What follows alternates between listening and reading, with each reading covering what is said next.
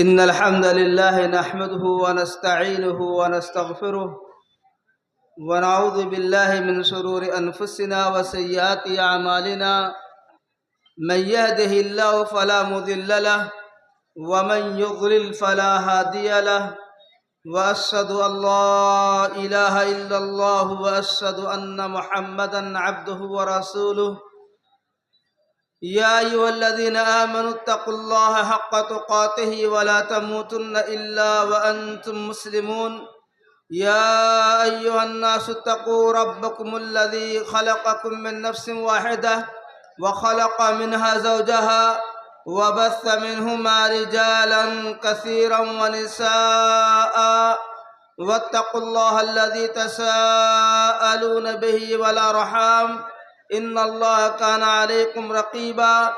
يا أيها الذين آمنوا اتقوا الله وقولوا قولا سديدا يصلح لكم أعمالكم ويغفر لكم ذنوبكم، ومن يطع الله ورسوله فقد فاز فوزا عظيما. أما بعد، فإن خير الحديث كتاب الله، وخير الهدي هدي محمد صلى الله عليه وسلم، وشر الأمور محدثاتها، وكل محدثة بدعة، وكل بدعة ضلالة، وكل ضلالة في النار.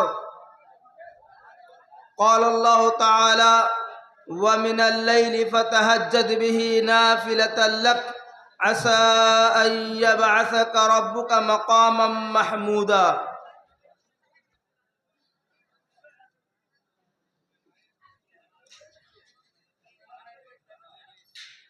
دینی ملی بھائیوں، ملت اسلامیہ کے نونہالوں، نوجوان ساتھیوں اور بزرگ حضرات، میری ماؤں اور بہنوں، سب سے پہلے اللہ رب العالمین کی تعریف و توصیف اور اس کی بڑائی کبریائی بزرگی بیان کرنا ضروری ہے، جس رب العالمین نے ہمیں اور آپ کو اس دنیا کے اندر پیدا فرمایا. پیدا کرنے کے بعد ہماری ہر طریقے کی ضرورت کو پوری کیا، ہماری ہدایت کے لیے، ہم کو اسلام کے صحیح راستے پر گامزن کرنے کے لیے مختلف زمانے میں انبیاء کرام علیہم الصلاۃ والتسلیم کو اس دنیا کے اندر بھیجا. محترم حضرات، آپ جانتے ہیں کہ نبی صلی اللہ علیہ وسلم کی بعثت جس مقصد کے لیے ہوئی تھی، آج کا یہ اجلاس اسی مقصد کی ایک کڑی ہے.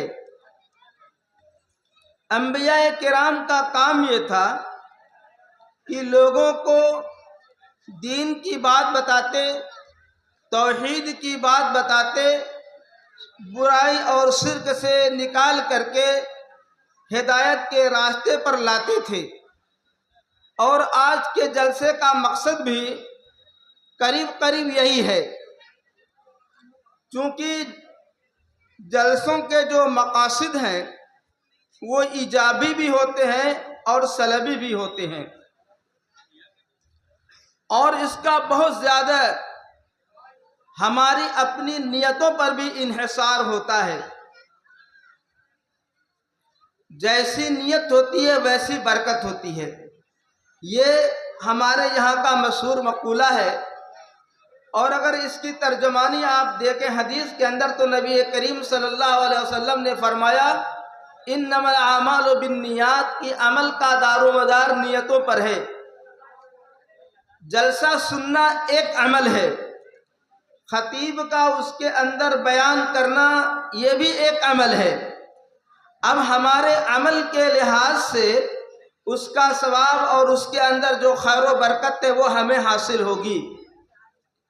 لیکن میں یہ دیکھتا ہوں اپنے ہندوستانی ماحول اور سماج کے پس منظر میں کہ اتنی مبارک مجلس جس کے بارے میں نبی کریم صلی اللہ علیہ وسلم نے فرمایا ہے کہ غشیتہم الرحمہ، کہ رحمت کے فرشتے اس مجلس کو گھیر لیتے ہیں، تو ایسے دو چار آدمی بلکہ بہت زیادہ آدمی ایسے ہوتے ہیں جو اس رحمت کی چادر سے اپنے آپ کو الگ کیے رہتے ہیں، کیونکہ جو رحمت نازل ہوتی ہے وہ انہی جلسوں کے اندر نازل ہوتی ہے، جو لوگ اس کو بیٹھ کر کے قاعدے سے سنتے ہیں اور کچھ یہاں سے لے کر کے جانے کی امید لگائے رکھتے ہیں، وہ لوگ جو ادھر ادھر کھڑے رہتے ہیں، میں حدیث کی روشنی میں سمجھتا ہوں کہ یہ اس میں شامل نہیں ہے۔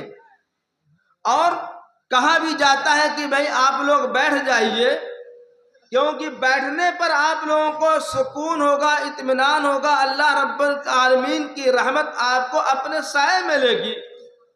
مگر عام طور سے ہمارے جلسوں کے مزاج میں ہے کہ چھوٹے بچوں کو بیٹھا دیا جائے گا، پھر اس کے بعد جو نوجوان ہوں گے یہ ٹہلتے رہیں گے، کبھی کسی اور جگہ جائیں گے، کسی اور ساتھی کو لے کر کے گفتگو کریں گے۔ اگر یہ مزاج ہمارے دینی جلسوں کا ہو جائے تو یقیناً میں بڑے افسوس کی بات ہے، اس کو بدلنا چاہیے۔ یہ اجلاس کا ایک سلبی پہلو ہوگا۔ پھر اس کے بعد ہمارے یہاں جو جلسوں کی روایت رہی ہے کہ جلسے دیر سے شروع ہوتے ہیں، تو تقریباً جب جلسہ اپنے شباب پر ہوتا ہے اور اسلحہ خطیب اور مقرر عوام کے سامنے آتا ہے تو ہماری آدھی فوج سو جاتی ہے، ہمارے آدھے سامعین کرام سو جاتے ہیں۔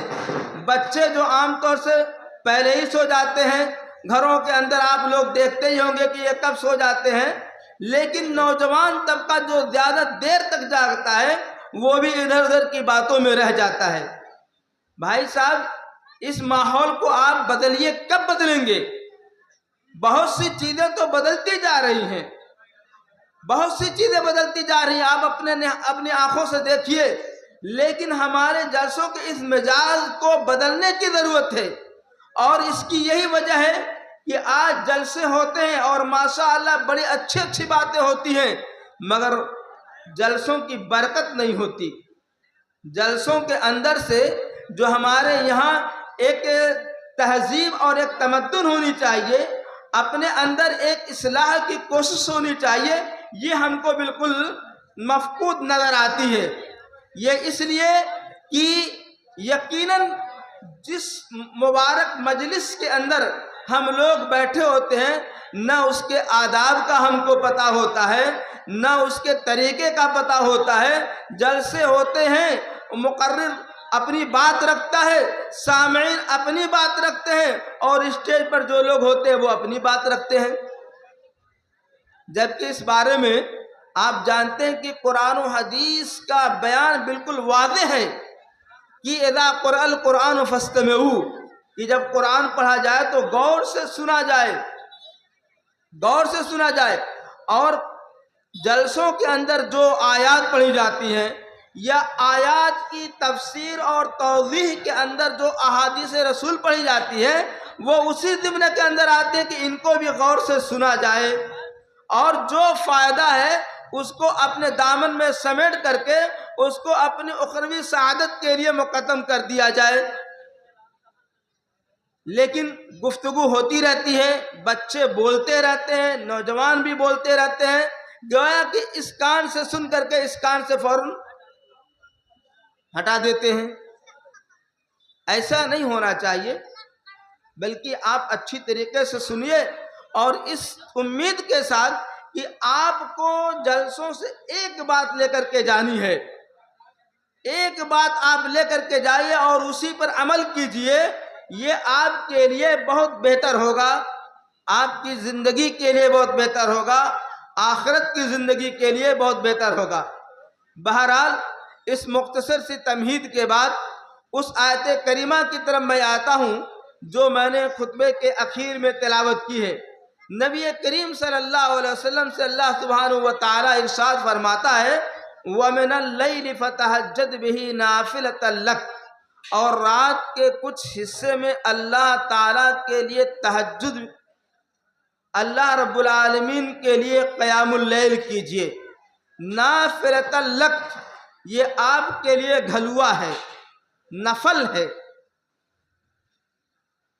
نفل واجب نہیں ہے، اور جب آپ صلی اللہ علیہ وسلم پر واجب تھا وہ منسوخ کر دیا گیا. جیسا کہ سورہ مزمل کے اندر کہا قم اللیل الا قلیلا نصفہ او انقص منہ او زد علیہ ورتل القرآن ترتیلا.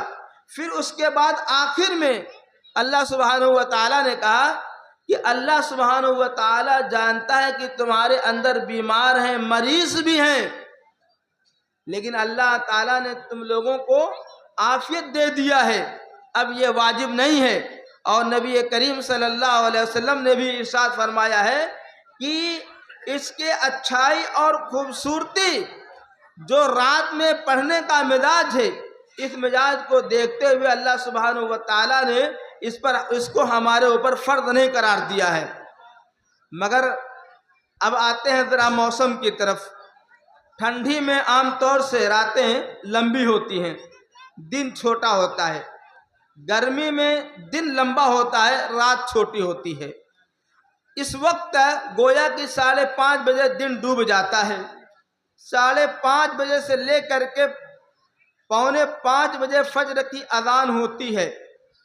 کل کتنا وقت ہوتا ہے؟ تقریباً آپ کے پاس 11 گھنٹے کا وقت بچتا ہے.